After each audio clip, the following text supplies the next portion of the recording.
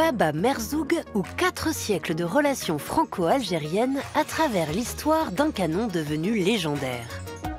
Aujourd'hui, Patrick Boucheron invite l'historienne Gillian Weiss avant de retrouver la chronique de Manon Bril. Le 20 janvier 2021, l'historien Benjamin Stora remettait au président de la République française un rapport à propos des questions mémorielles portant sur la colonisation et la guerre d'Algérie. Il faisait une série de préconisations, dont la dernière porte sur un canon. Un canon qu'on appelle Baba Merzoug en Algérie et la consulaire en France. Un canon dont il faudrait établir l'historique afin, je cite toujours, de formuler des propositions partagées quant à son avenir, respectueuses de la charge mémorielle qu'il porte des deux côtés de la Méditerranée. Mais qu'est-ce que ce canon ? Et comment peut-il à lui seul se charger de la mémoire proprement explosive de 5 siècles d'échanges et de conflits entre la France et l'Algérie ? Voilà précisément ce que nous allons tenter de comprendre aujourd'hui, en compagnie de Gillian Weiss, historienne de l'esclavage et de la guerre de course en Méditerranée, autrice d'un livre paru en français sous le titre « Captifs et corsaires ». C'est avec elle que nous embarquons dans un voyage qui nous mènera de la baie d'Alger au port de Brest et des pirates barbaresques aux canonnières des colonisateurs. Ce monument, que les Français appellent la consulaire et que les Algériens appellent Baba Merzoug ou Père Fortuné, est un monument qui a été installé à Brest en 1833 pour commémorer la conquête d'Alger par la France en 1830.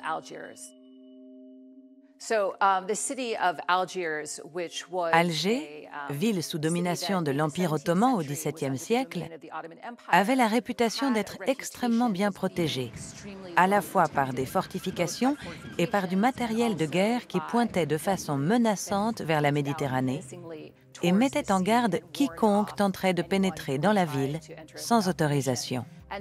Par conséquent, il y a une longue tradition de représentation de la ville d'Alger sur des cartes.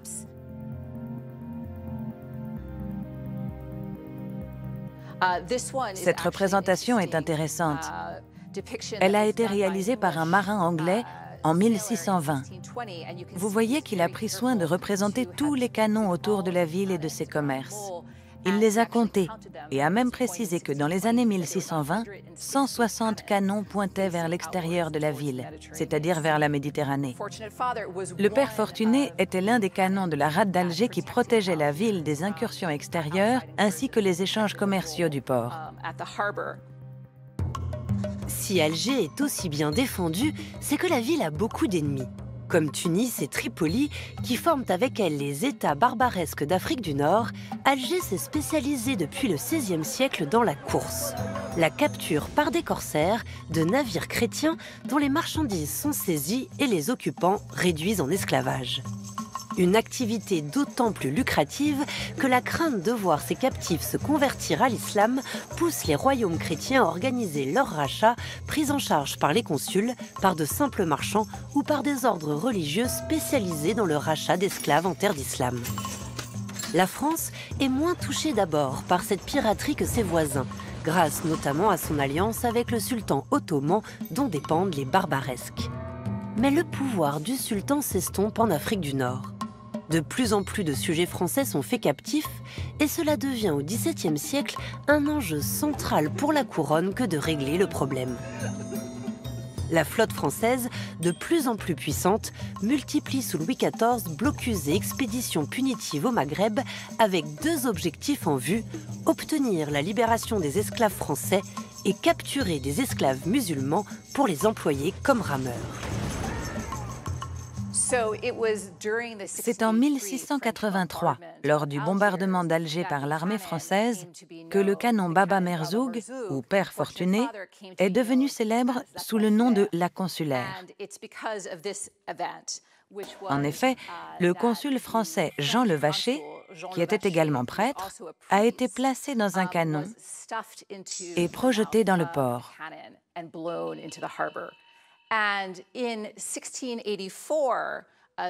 Et en 1684, les Algériens ont envoyé un émissaire à Versailles. en partie pour tenter de signer un nouvel accord de paix avec la France, mais aussi pour demander symboliquement le pardon pour l'exécution de Jean le Vacher. Cet événement était si important qu'il a été l'un des nombreux événements commémorés par une série de médailles frappées à la fin du règne de Louis XIV. Ces médailles ont été fabriquées en or et autres métaux précieux pour être distribuées à des courtisans et à d'autres personnalités. Conservées à la Bibliothèque nationale de France, nous avons aujourd'hui la chance de pouvoir vous les présenter ici. Ces tensions entre la France et l'Algérie ont atteint leur paroxysme au XIXe siècle, lors de la conquête française d'Alger en 1830 sous Charles X, qui a inauguré la présence coloniale française à Alger, qui s'est prolongée jusqu'en 1962. Pourquoi Charles X, à la veille de son renversement par la Révolution des Trois Glorieuses, choisit-il de lancer cette expédition d'Alger ?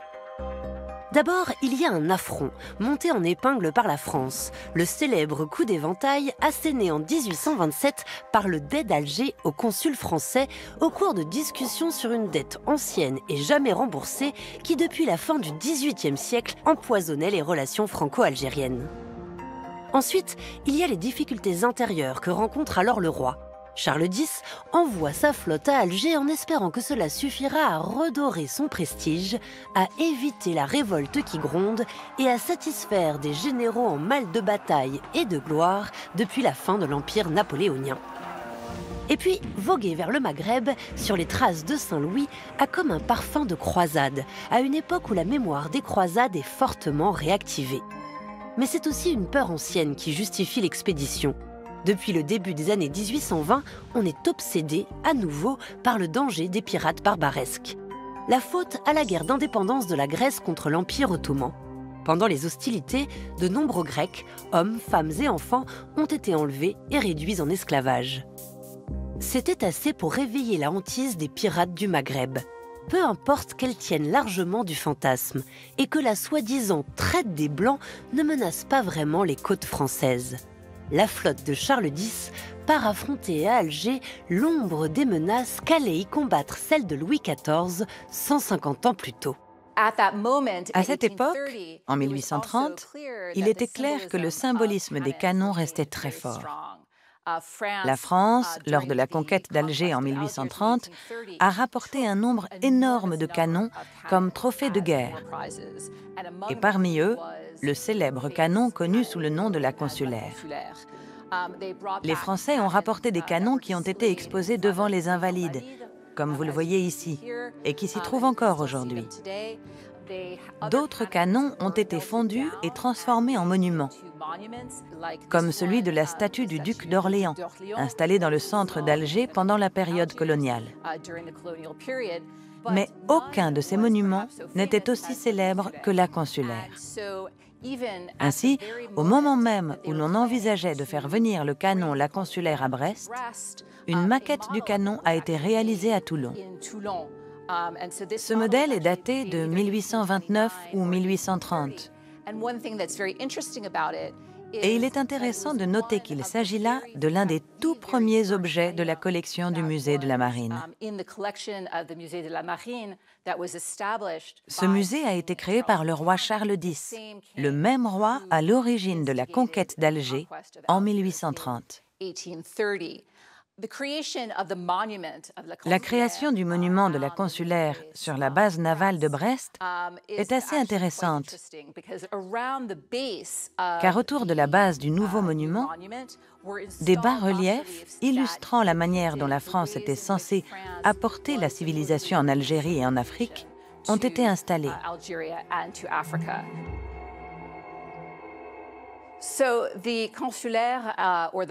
Ainsi, le canon La Consulaire, ou Baba Merzoug, est resté un symbole puissant pour les Français et les Algériens pendant les 200 années qui ont suivi. Au cours de la Première Guerre mondiale, des coloniaux français d'Algérie ont formé un comité. Ils revendiquaient le rapatriement de la consulaire dans son foyer légitime et son retour à Alger, où le canon serait exposé pour prouver la présence coloniale de la France. Il est intéressant d'apprendre qu'à partir des années 1980, il y a eu un mouvement pour rapatrier Baba Merzoug dans l'Algérie indépendante.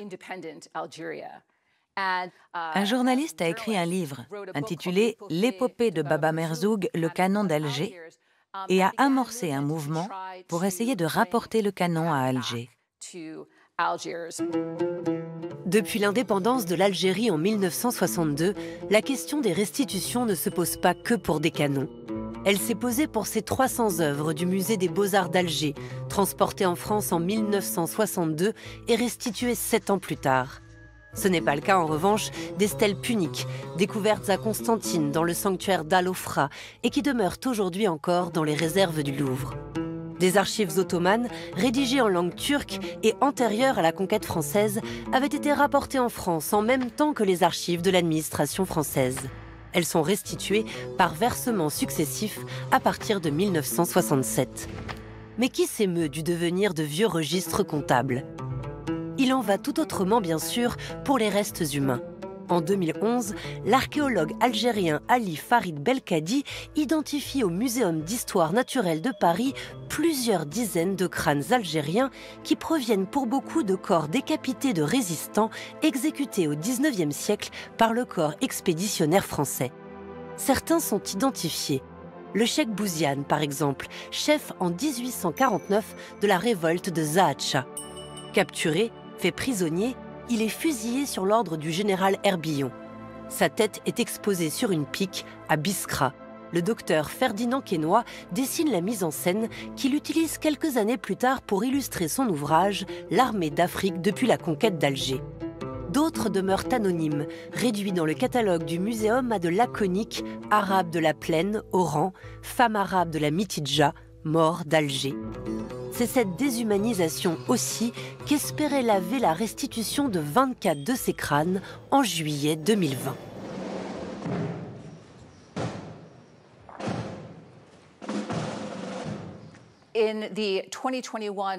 Le rapport Stora de 2021 a été commandé par le président Macron pour parvenir à la réconciliation franco-algérienne et pour essayer de trouver comment guérir certaines blessures entre les deux pays et entamer un travail de mémoire concernant la période coloniale et la violente période de décolonisation. Ce rapport Stora prévoit la création d'une commission d'historiens chargée de statuer sur la question de l'avenir du canon Baba Merzoug. En effet, le canon appartient-il de plein droit au patrimoine de la France ou doit-il être restitué à la ville d'Alger? Ce qui est assez sidérant dans tout cela, étant donné l'énergie déployée pour trancher sur le sort de Baba Merzoug ou de la consulaire, c'est que le canon utilisé pour exécuter le père Levaché en 1683 ne serait peut-être pas le même que celui dont nous parlons aujourd'hui. Des descriptions de l'époque mentionnent une fissure, laquelle n'est pas visible. Et il y a des débats pour savoir si la forme est vraiment celle d'un canon vénitien du XVIe siècle. Mais en fin de compte, il importe peu qu'il s'agisse du canon actuel ou non. L'étude de l'histoire de la consulaire et d'autres canons nous permet de comprendre l'histoire navale ou l'histoire militaire de la France et des relations françaises avec l'Afrique du Nord et l'Algérie. Mais ce qui est intéressant avec le canon connu par les Algériens sous le nom de Baba Merzoug et en France sous le nom de la consulaire, c'est qu'il incarne 4 siècles de relations entre la France et l'Algérie. Et maintenant, Manon Bril déjoue la frontière entre histoire et culture populaire. La colonisation s'accompagne inévitablement de la confiscation du patrimoine d'une société par une autre. Ce sont ces objets et œuvres d'art accaparés qui ont conduit à la création des grands musées d'Europe de l'Ouest aux collections si riches comme le Louvre, le musée du Quai Branly ou le British Museum pour ne citer que. En revanche, une fois la décolonisation effectuée, les restitutions ont rarement eu lieu et cela fait un moment que les pays redevenus indépendants réclament leur dû. À l'image du magnifique musée de l'Acropole qui sert à faire dire à la Grèce « Et ça y est, on a les bonnes conditions pour conserver nos frises du Parthénon, le British Museum rendait les frises. » Mais bizarrement, le musée anglais a du mal à se défaire de ce qui constitue l'une des stars de sa collection. Plusieurs décennies après la décolonisation, le mouvement des restitutions commence à peine à être amorcé. En décembre 2013, en France, le CRAN, donc le Conseil représentatif des associations noires de France, a lancé une campagne pour la restitution des trésors pillés. En 2017, Emmanuel Macron, qui vient d'être élu, déclare que son mandat mettra en place la restitution du patrimoine africain. Si plus récemment, en 2020, on a vu le retour des crânes de résistants en Algérie, on est encore bien loin des promesses annoncées quand on sait le nombre de trésors qui attendent encore dans les expositions ou les caves des grands musées européens.